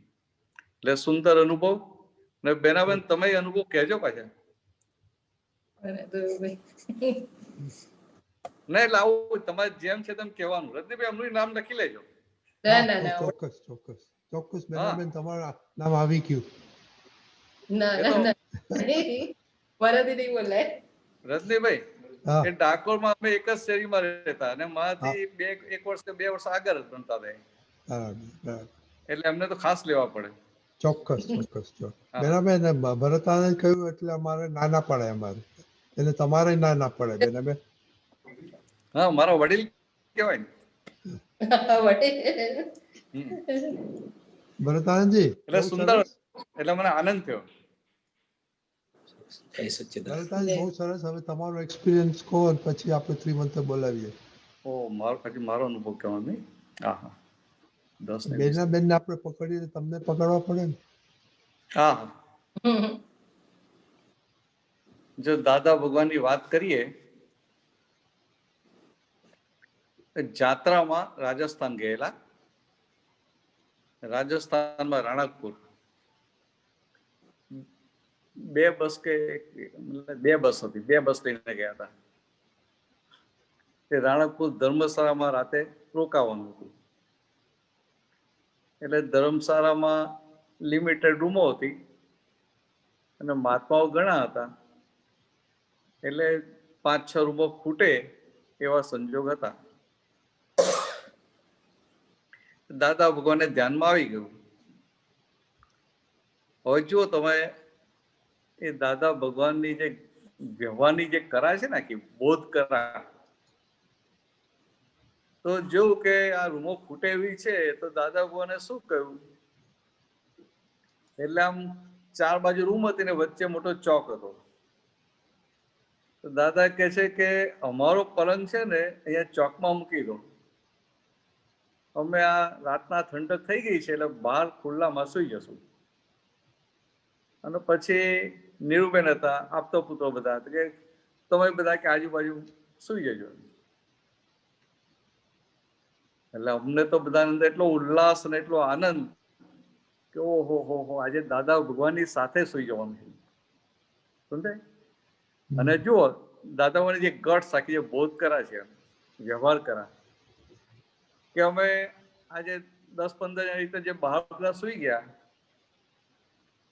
આપતો પુત્રો નીરુબેન પછી લઈને બીજા અમુક મહાત્મા બહાર સુઈ ગયા, તો 6-7 રૂમો ખાલી થઈ ગઈ. એટલે જે ખેંચ હતી ને રૂમોની, રૂમો જે ઓછી હતી એનો પ્રોબ્લેમ એ ના થયો. રૂમો ઓછી હતી એનો પ્રોબ્લેમ પણ ના થયો. અને ઉપરથી જે બહાર સુઈ ગયા એની અંદર જબરજસ્ત આનંદ, અને આખો લાઈફ ટાઈમનો એક લાવો કે હું દાદા ભગવાન સાથે સુઈ ગયેલો. હા, તમે જુઓ, બાકી દાદાએ કેવું હોત કે ભાઈ તમે લોકો બહાર સુઈ જજો, તમે લોકો બહાર સુઈ ગયા. દાદા 5-10 મહાત્મા કે ભાઈ તમે યંગ છો, તમે બહાર સુઈ જાઓ, તો એ બહાર સુઈ ગયા. પણ દાદા એવું કશું જ કહ્યું નથી. દાદા કે ભાઈ મારો ખાટલો અહીંયા વચ્ચે મૂકી દો, કે હું અહીંયા સુઈ જઈશ. અને કે જેને તમે આપતો જેને જે બહાર અહીંયા સુઈ જજો કે આજુબાજુ. કે આ વસ્તુ એમ કે પોષણ પણ આપી દે, પુષ્ટિ પણ આપી દે, અને વ્યવહાર કરાવી હોય કે કોઈને ખબર પણ ના પડે, અને બધાને અંદર આનંદ આનંદ આનંદ થઈ જાય, અને એને જીવનભરનું એક સંભાળનું રહી જાય. કે આવો દાદા ભગવાનનો એક આદર્શ વ્યવહાર હતો. આવો જ એક અનુભવ મારો નહીં પણ બીજા એક મહાત્માનો કહું છું. 2 મિનિટ લાગશે, ચાલશે ને રજનીભાઈ? જોડે જોડે લઈ લઉં યાર. ઓકે. આવું ક્યાંક ગયા હતા અને દાદાને નહાવાનું હતું, એટલે કુવામાંથી પાણી કાઢી અને ઠંડા પાણી બધાને નહાવાનું હતું. પહેલાના જમાનામાં નળ ને બધું બધે હતું નહીં ને, અમુક જગ્યાએ તમે જાઓ ધર્મસ્થાન મળે નહીં એમ, એટલે એવું હતું. તો દાદા તો કુવાના થારે આવીને બેસી ગયા. એટલે પછી એક મહાત્મા આપણું ડોલ કુવામાંથી ડોલ કાઢે અને બીજી ડોલમાં નાખે, પછી બીજા મહાત્મા ડોલ નાખીને દાદા માથે રાખીને પાણીથી નવડાવે. તો દાદાના ગામ ભાદરણના જ ચીમન કાકા હતા. ચીમન કાકાના ભાગે એ ડોલ દાદાના માથે ડોલથી પાણી નાખવાનું આવ્યું. અને પછી બરોડા આવીને જે વાત કરતા હતા દાદાને, ઓહો મને કે 14 લોકના નાથને નવડાવવાનો લાહો મળ્યો. આ જે વસ્તુ હતી ને દાદાની, કે કોઈને એવું પણ ના લાગે કુએ બેસીને નાહવું પડે છે, ક્યાં નાહવાની પણ સગવડ નથી. ઉપર તેને ઉલ્લાસ આનંદ થાય, જે પણ સંજોગ એને ભેગો થયો એમાં એને આનંદ ને ઉલ્લાસ થઈ જાય. આ દાદાની આખી રીત હતી. ચાલો, જય બહુ સરસ. સચ્ચિદાનંદ. ત્રિમંત્ર બોલાવો મહેશભાઈ બીનાબેન, પ્લીઝ ફોલો કરજો. નમો વિતરાગાય, નમો વિતરાગાય, નમો અરિહંતાણમ, નમો અરિહંતાણમ, નમો સિદ્ધાણમ, નમો સિદ્ધાણમ, નમો આયરિયાણમ, નમો આયરિયાણમ, નમો વજ્જાયાણમ, નમો વજ્જાયાણમ, નમો લોય સવ્વસાહુણમ, નમો લોય સવ્વ સાહુણમ, ऐशो पंच नमुक्कारो, ऐસો પંચનમુક્કારો, तव्वपावप्पणासणो, સવ્વપાવપ્પણાસણો, मंगलाणं च सव्वेसिं, મંગલાણમ ચ સવ્વેસિમ, पढमं हवै मंगलम्. પડમમ હવૈ મંગલમ. ओम नमो भगवते वासुदेवाय, ઓમ નમો ભગવતે વાસુદેવાય, ओम नमः शिवाय, ઓમ નમઃ શિવાય. जय सच्चिदानंद. જય સચ્ચિદાનંદ. જય સચ્ચિદાનંદ જય આત્માઓ. સચ્ચિદાનંદ. આપણે કાલનો પ્રોગ્રામ જોઈ લઈએ. કાલે તો શુભ દિવસ છે દિવાળીનો, અને કાલે સવારના 6:30 વાગે પ્રાતવિધિ, અને પછી સાંજે 9 વાગે વર્લ્ડ વાઇડ સત્સંગ હિન્દીમાં રહેશે. હા, જય સચ્ચિદાનંદ આત્માઓ.